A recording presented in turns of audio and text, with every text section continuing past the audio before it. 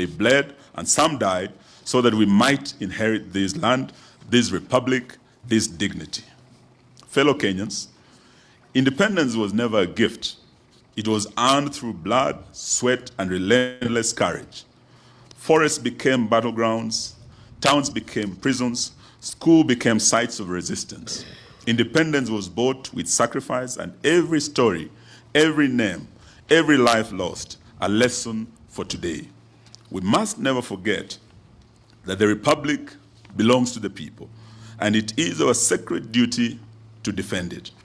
And yet, 62 years later, that sacred inheritance is under threat. National assets like Safaricom, Kenya Pipeline, KCB, JKIA have been pawned, mismanaged, and sold without transparency, without public participation, and without regard for the law and the constitution of our republic. These are not mere businesses. They are the backbone of our economy, the gateways of our sovereignty, and the pillars of our republic. Every transaction that does not include the people, for the people, undermines them and is an affront to our history. Look at the facts. Safaricom, our national crown jewel, had 15% of its shares sold at a fraction of its true value. Kenya Pipeline, the lifeline of our energy sector, is also facing the same threat. JKIA, our gateway to the world, has been compromised in management decisions favoring profit over national security. And KCB, a pillar of financial system, has been manipulated to benefit a few insiders. This is not economic reform. This is international neocolonialism, a quiet auctioning of our sovereignty. Fellow Kenyans, the courts have intervened on Safaricom, on KPC, on JKIA, and we have just received good news that the court orders have been issued against the opaque US-Kenya health deal that was signed recently without any public participation. But the intention by this nefarious regime was clear: a systematic, step-by-step erosion of our sovereignty.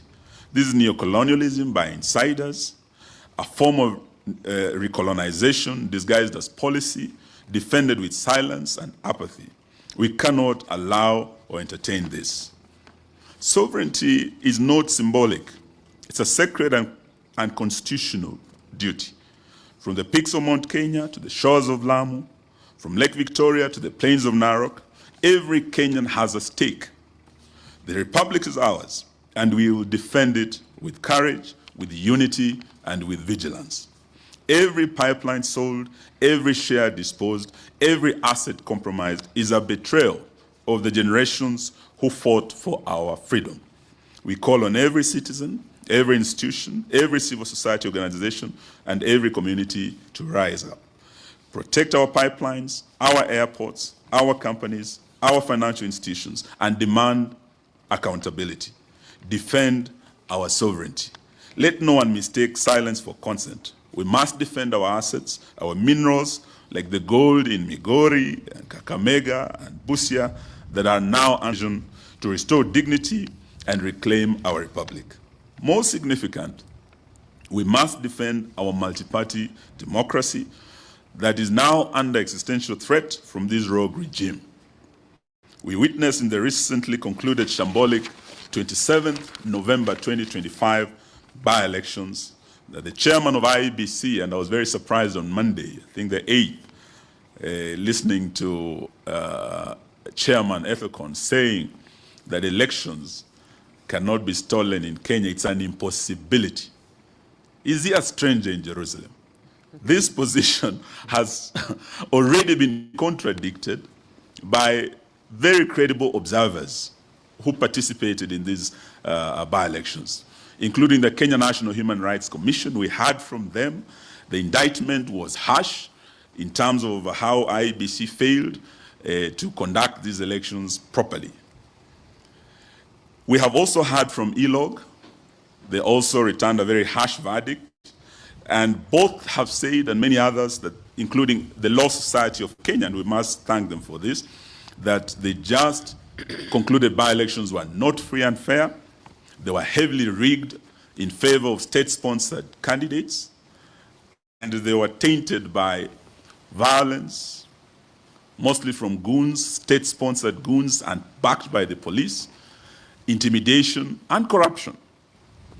We are demanding immediate action against perpetrators of these electoral offenses, like in the case of Malava, and I think we have our candidate here, the Honorable Panyako here, who underwent serious terror in terms of violence by goons and state-sponsored gangs. There were leaders who are known, who led the goons, who participated in organizing, in financing these goons, and the violence that was visited, particularly in Malava and in Bere. These two were the hottest targets of this system because of the political implications that would confirm a win in Bere for the United Opposition, that the mountain is gone. A win in Western for the United Opposition, that Western is out of the reach of this regime. We are demanding that those who participated, including leaders like Nabina Bwera, the MP for Lugari, and we did issue a statement on the eve of that by-election with my brother Kalonzo Musyoka and Rigiji. We warned that the gangs were being unleashed, and in Malava, Nabina Bwera was going to lead the goons. And we were on the ground with Honorable Panyako. We saw Nabina Bwera leading these goons. We saw Stanley Livondo leading the goons. We saw former CS Sports, Rashid Echesa leading the goons. We saw Esther Muhanda, Women Rep Kakamega, distributing relief food, mattresses, blankets. All these are documented, and PSs, Beatrice Inyangala and others. These are people who are known. Reports have been made to IEBC, to the police. What we are demanding is action, that all these leaders be held to account. And IEBC has the powers to call off an election because of violence, where there were deaths like in Kaspul, 2 people died, in Chwele, 1 person died, many were maimed, vehicles burned. They had the powers to call off this election, but they did nothing. They have the powers to actually suspend anyone who participated in this perpetration of violence, including barring them in participating in future elections and barring them, recommending them being barred from holding public office in future. This is how we are going to tame these ugly scourge of violence in our elections. Because under Article 81, where there is violence, you cannot say there's been free and fair election in the face of intimidation and corruption. So we are demanding that that action be taken. And we are also, as we had announced before, looking at taking action against the chairman himself and the CEO Marjan.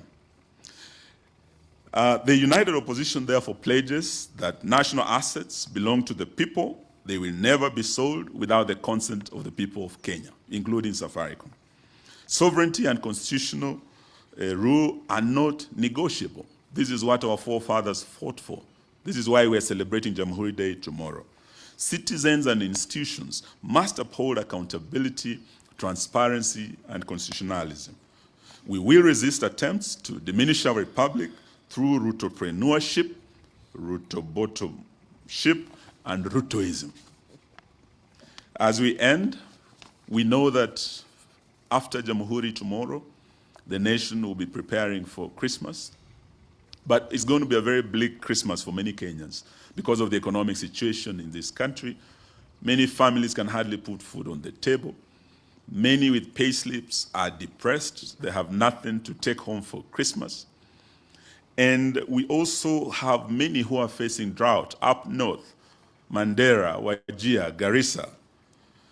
And this is a situation that we are now demanding that even as we go to Christmas, Kenya is facing serious drought. Yet this regime chose to actually use relief food like beans, rice that they were distributing to bribe voters in rain-rich areas like Kakamega, where it rains almost every day and we have enough food. This is what they were using. Relief food that should have gone to northern Kenya came to western Kenya, went to the mountain and other areas where we had elections. We also had non-food items like blankets, mattresses being distributed by CSs, PSs, and officials of this government, including letters of appointment being distributed by the Prime Cabinet Secretary in public at rallies to woo voters. What we are saying is that this was a shameful thing for the government to do. It was irresponsible, because those families who are facing the disaster of drought are the ones who need this support, which they are not receiving. So we are calling for urgent and immediate support by both the national and county governments, and we urge county governments to reallocate their budgets to address the urgency of now, particularly because of the drought. And we're also calling upon the international community to come in so that the affected families, affected counties and communities can receive the support. We are also urging that Parliament prioritizes comprehensive legislative framework for disaster risk management. And before I left the Ministry of Devolution and Special Programs, we had already proposed the disaster risk management bill that was before the House.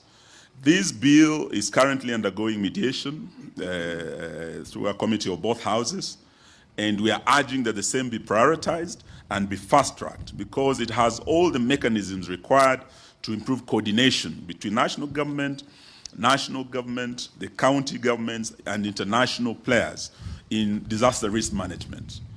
In spite of these early warning mechanisms put in place by NDMA and Meteorological Department, this government has failed up to now as we speak, and we've heard the cry of the people of Mandera and other counties to put in place remedial measures such as early animal offtake to cushion particularly the pastoralist communities who are facing drought now against heavy losses of their livestock, because as we speak they are losing a lot of livestock, and God forbid if we lose any lives this Christmas.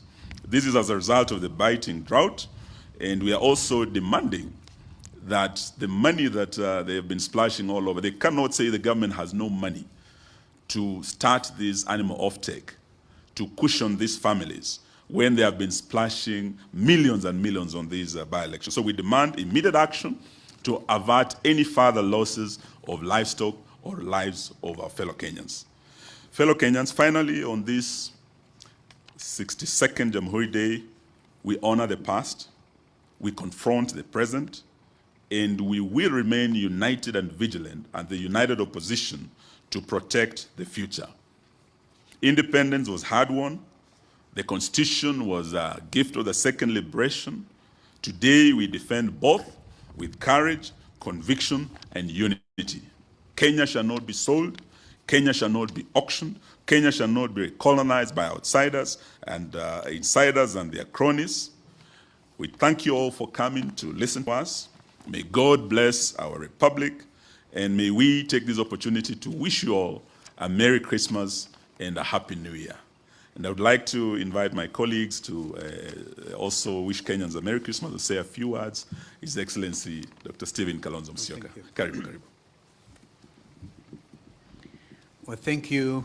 We stand, of course, firmly in support of what has just been read. And I know even our colleagues who are not here with us today are part of the statement.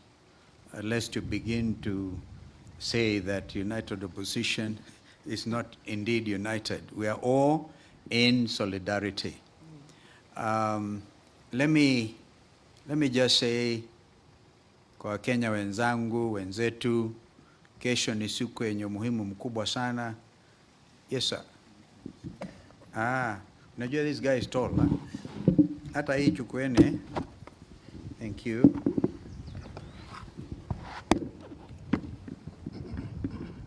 Thank you. Thank you so much. Wakenya wenzangu, wenzetu, kesho ni siku yenye umuhimu mkubwa sana. Tukisherehekea awamu ya 62 tangu tujinyakulie uhuru. My brother Rigiji and who else was with us in when we were burying Hubbard Karidhi just the other day. A gentleman who was born on the 1st of June 1962, and he died a grandfather. So we have really literally come of age. And that's why we have to be very bold as Kenyans to say it as it is. This is our country. Constitution 2010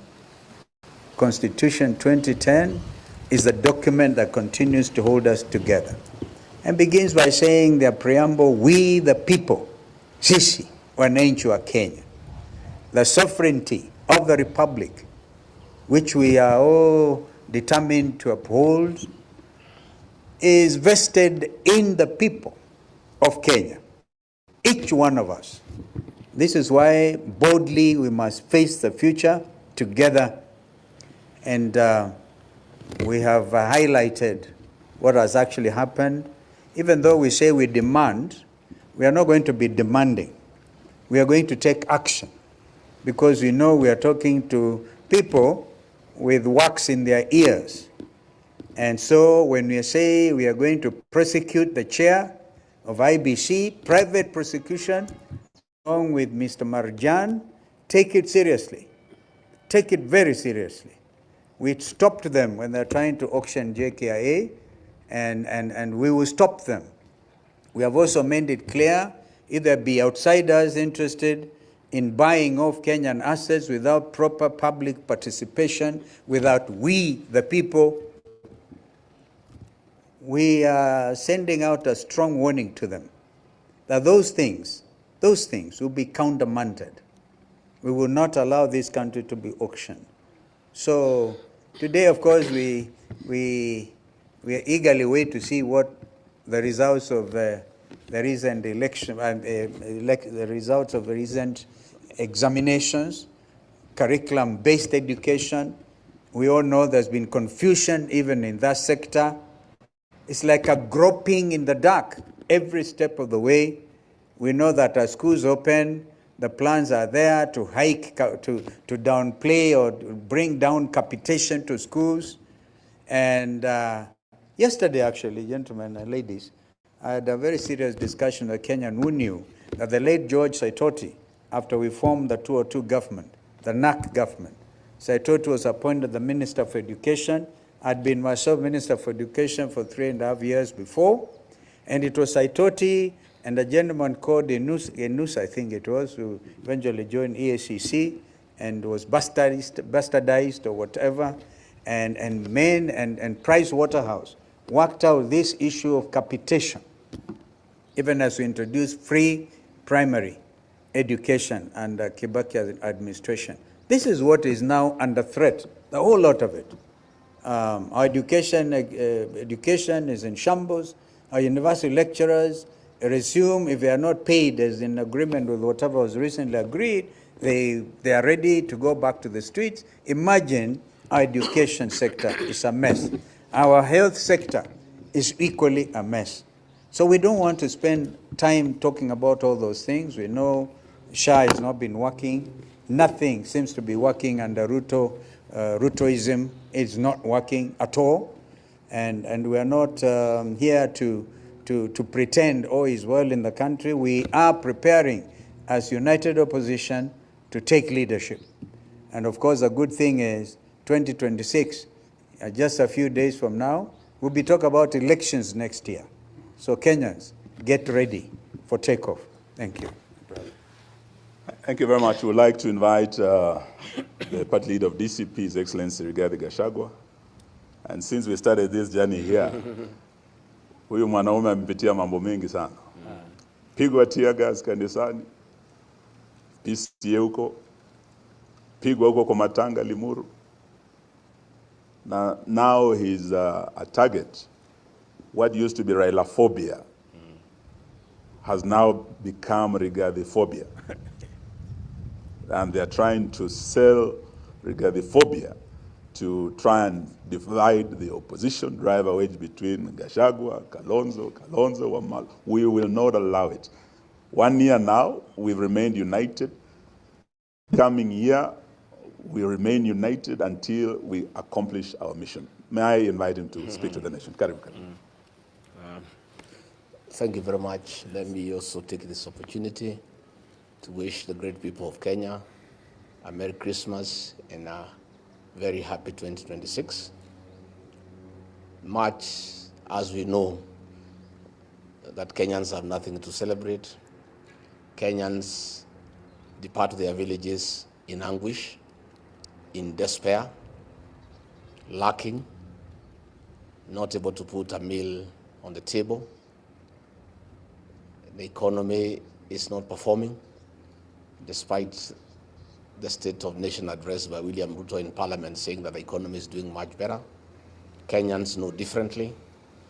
As I have said many times, you don't need to tell Kenyans that there is economic growth. They know it when it is happening.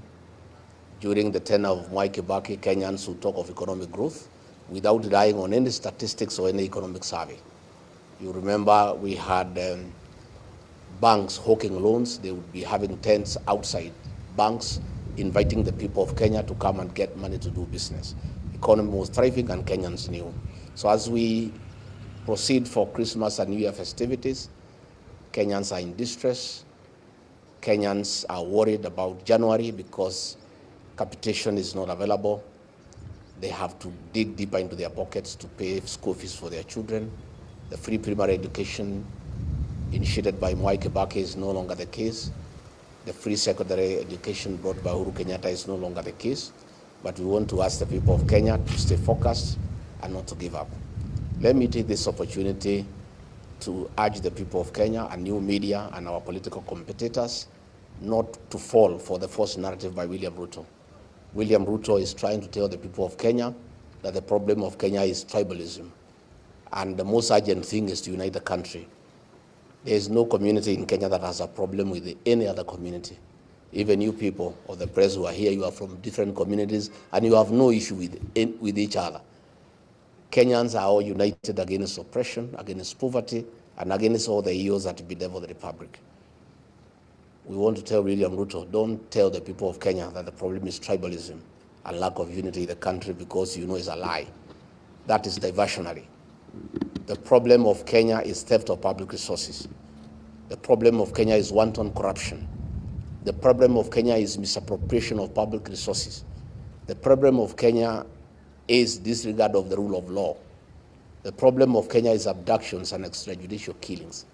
The problem of Kenya is wanton and open and shameless bribery in State House of Kenyan voters. Those are the problems that bedevil our country. So please, let people not be swayed and diverted to chase a false narrative about tribalism and lack of unity in the country. Those are not challenges in this country at all. The problem of this country today is the raiding of the payslip. All workers are in anguish. Their pay slips have been raided. Those are the real challenges that faces the people of Kenya. So as we proceed to Christmas, let the people of Kenya focus on what ails our country so that we can get a solution. And the solution is one term. And that is the way it is. And that is the way it shall be. So let's all stay focused. And I ask the media and commentators to focus on the real challenges that face this country. And those problems are real. And if you talk to Kenyans when you go for Christmas, they'll tell you, we have a challenge of a destroyed education system. We have a challenge of a failed health system. Those are the challenges before the people of Kenya. Let William Ruto not cheat the people of Kenya that there's a problem of lack of unity in the country. All Kenyans are united against poverty, against oppression, against misappropriation of public resources, against sale of public assets. Those are the real challenges that face our country. And we want you, media, to help us to really anchor the real challenges that face the people of Kenya. So hata nyinyi watu ya media, pia tunatakia nyinyi Christmas njema. You know, for those of you who will go to Nakuru and Western Kenya, mukifika pale Limuru, where Ruto launched the Rironi Mau Summit Road, there is only a signboard. There is no equipment, not even a wheelbarrow. So the real challenge of this country is lies by William Ruto. You know, he was there in a very grand ceremony. And I want to challenge you, those of you who are going to that part of the country. When you reach Limuru past Kwambera, you slow down. There is only a signboard. There is nothing. And he launched the road with a lot of fanfare. Nanuongo mtupu. You know, there is nothing going on.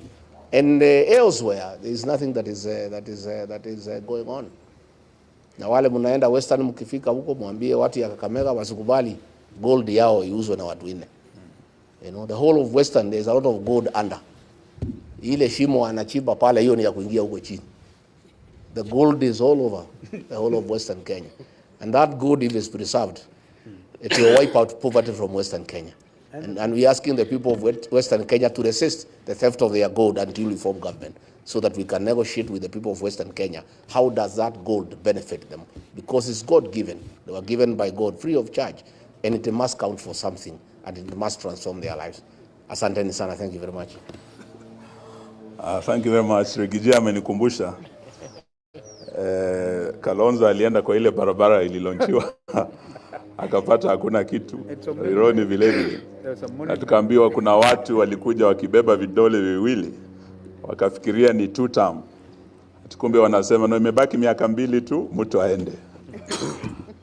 Na tuko hapa na kiongozi wa DP, former Attorney General, former Speaker, ambaye nataka nimwalike aje.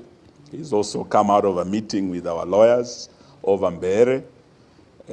Just the way Honorable Panyako is here, we have also met our lawyers about Malava, and we are preparing a legal challenge to the atrocities committed both in Mbeere and in Malava. May I invite the Honorable JB to speak. Thank you. Thank you very much.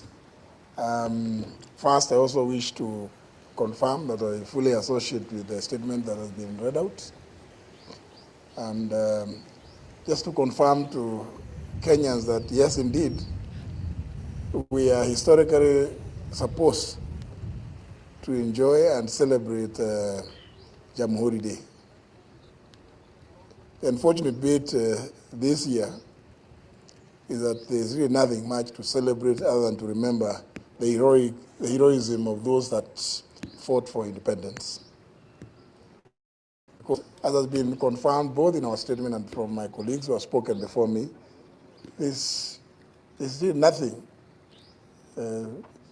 to celebrate. Honesty, truth have been criminalized. I hope Kenyans don't clap or won't clap for William Ruto if he says again, if he repeats tomorrow, that since he took office, he has never taken a shilling that belongs to the public. Because I'm sure even you colleagues from the media, you actually can tell. Somebody who has never taken a shilling out of public coffers is able to invite 10,000 teachers and give them 10,000 shillings each. Where will he say that came from? Parliament has not passed any budget authorizing him to spend that kind of money. Where will he say he gets the money to call 10,000 chiefs and assistant chiefs and bribe them with 10,000 shillings each? Yet he has not taken a shilling from the public coffers other than his salary, which we all know how much it is. So I'm just cautioning Kenyans, please don't celebrate that, because he is likely to repeat that lie, because William Ruto is a guy of theater. He likes theatrics. High-sounding phrases, making Kenya Singapore. Yeah? How do you make Kenya Singapore when corruption is the order of the day? I hope he has read actually a Lee Kuan Yew's book properly, so that he is not hallucinating about making Kenya Singapore in the next few months that are remaining in his presidency. Because for sure, we in the United Opposition are determined to rescue this country. Lazima tukomboe nchi kutoka kwa utawala mbaya, utawala ambao kile kimekita mizizi zaidi ni ufisadi. And we must celebrate some of our institutions that are still remaining faithful to the country, faithful to the provision, the requirements of the leadership and integrity provisions in our Constitution, principles and values of governance as enshrined in Article 10 of our Constitution, which William Ruto has completely ignored, because William Ruto considers the current 2010 constitution an inconvenience. And as you can see, by what we hear from the people that always visit State House, Mheshimiwa Rais tunakuomba hii, Mheshimiwa Rais nakuomba barabara, Mheshimiwa Rais, and Mheshimiwa Rais has completely mistaken that to mean that the country is a private business. And it's no wonder that shamelessly he will assemble high-end crowds to go and purport to be launching the Riloni Mau Summit Road, which I advised against cancelling the original contract with the French, and which cancellation has come at the cost of over 6.5 billion Kenya shillings to the taxpayer. That is surely not testimony of a person desirous of elevating this country to any level, let alone to the level of Singapore. And that's why I say we hope William Ruto, in his hallucinations tomorrow, in his speech, he does not again hoodwink Kenyans about his faithfulness, that he has never taken even a shilling. These are all hollow phrases that he has always perfected over the years. But all is not lost. All is not lost. I know Kenyans are resilient. Kenyans are courageous. I want to pray that Kenyans, even as you celebrate whatever little there may be to celebrate about Jamhuri this year, please remember that you all have a date with destiny in 2027. You must all participate in liberating this country. Merry Christmas and Happy New Year. Thank you. Thank you. May I now invite my brother Lintu Alete Salam. Thank you. Karibu. Thank you very much. Let me also join my friends and colleagues in wishing Kenyans a happy Jamhuri, a Merry Christmas, a Merry Christmas and a Happy New Year.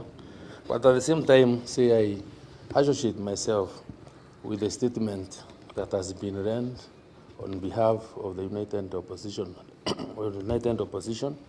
but maybe probably to just want or two remind Kenyans that they should never take William Ruto seriously, because when he stands before cameras and the country purporting to be a fighter of corruption, I think the best we can describe him is the prince and the lord of corruption and impunity in this country, which we must all join hands together as a people to fight. His priorities are upside down, and they are never intended to be for the best interests of the people of Kenya. People have talked, or we have talked about the decreased capitation as we get into next year, and the whole idea is for them to mess completely with the education system, where you know the best equalizer for everyone is education. I saw somebody the other day trying to work out figures on the extent and the irony that the government has in terms of supporting children in this country, and where he had put in a budget of 3 billion against 10,000 children going to school. And when you worked out the math, you realized the budget for every child in every year was 300 shillings, and then went further to break it down, say, assuming even one child was to stay in school for 200 days, then the budget was 1 shilling for food. So how serious is William Ruto when he knows the best thing that we can do is to have a serious system properly funded? And I pray and I ask Kenyans to join us in this struggle, because the opposition is so bent to ensuring that education is accessible to all Kenyans. It was really serious. You know, when you look at the kind of money that is allocated to as the education budget, that goes to CNDF, that goes to counties, and these other institutions, that the end effect is to really deal with the psychological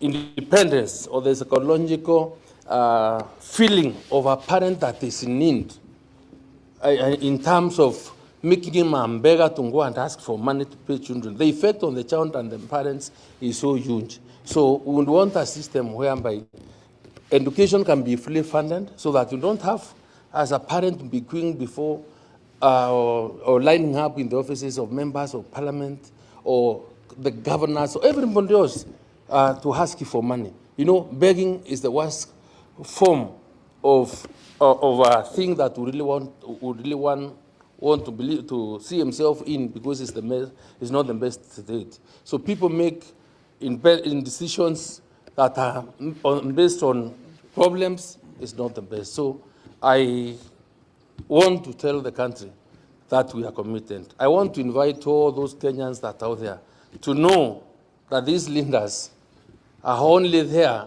to lead this fight.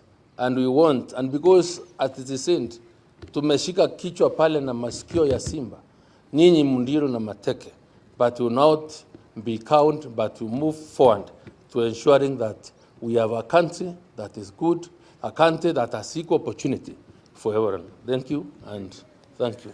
I think we can take a few questions. We had other functions from here.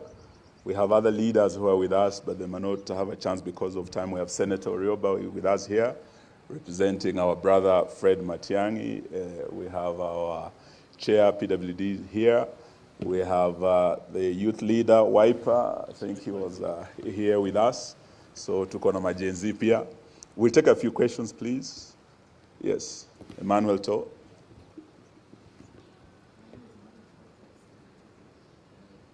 And I think we had brought the greetings of Martha Karua through Honorable Stephen Kalonzo Musyoka. Thank you.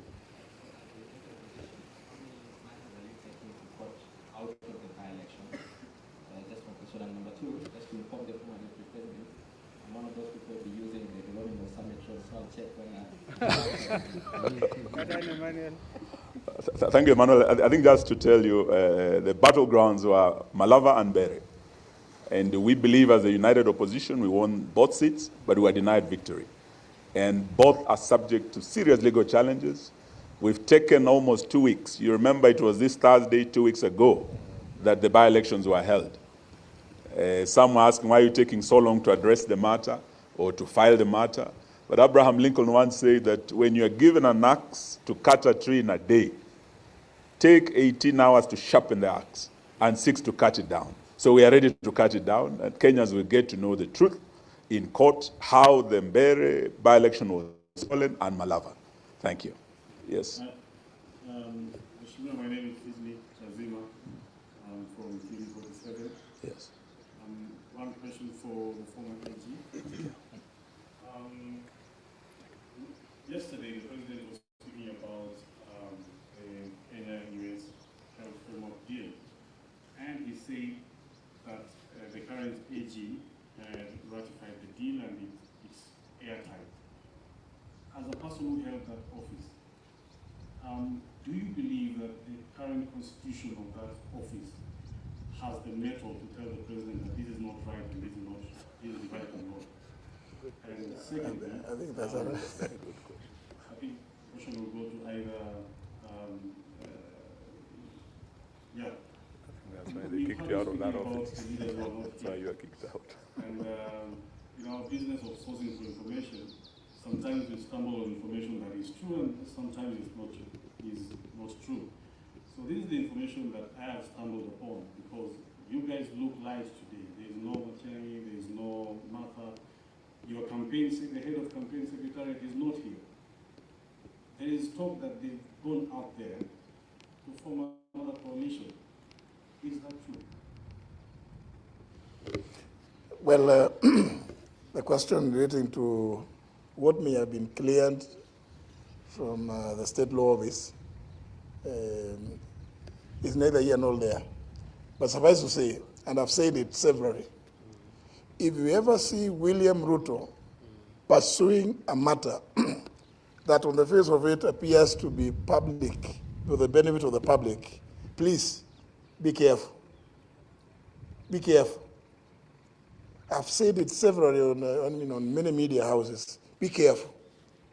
But it is not for me really to say whether the opinions that may have come out of the state law office were fair or not fair. But suffice to say, any agreement with whomever on the face of the earth that purports to oust the jurisdiction of the Constitution of Kenya 2010 must be resisted, rejected, because it is unconstitutional ab initio. And I think in answering that way, I'm trying to address the point that may have been raised by many of you in the media, that indeed that agreement purports to say that they don't want to hear anything about privacy laws, the privacy provisions in our Kenya Constitution. If it contains any such clauses, it is outrage, a fraud, because it's an affront to our Constitution, and we cannot allow it. But I'm grateful that at least we got some interim conservatory orders suspending any further implementation of that agreement. Thank you very much. So thank you very much. I think that is, sorry? Yes, on opposition unity, we have said we are all together. You remember when it started here on 27th of January, we were with His Excellency Kalonzo Musyoka, His Excellency Rigathi Gachagua. Matiang'i was not here, but he sent Senator Onyonka. If you do recall, because we started the journey with you, today he has sent Senator Orioba is here with us. And Martha Karua spoke to His Excellency Kalonzo. They were together yesterday. She spoke to me. It's just that she's not available today. The festive season has set in. So treat those as rumors and speculations. They remain so, but we remain united and focused on the goal. Allow us, because we have other functions, please, to leave it at that and to wish you all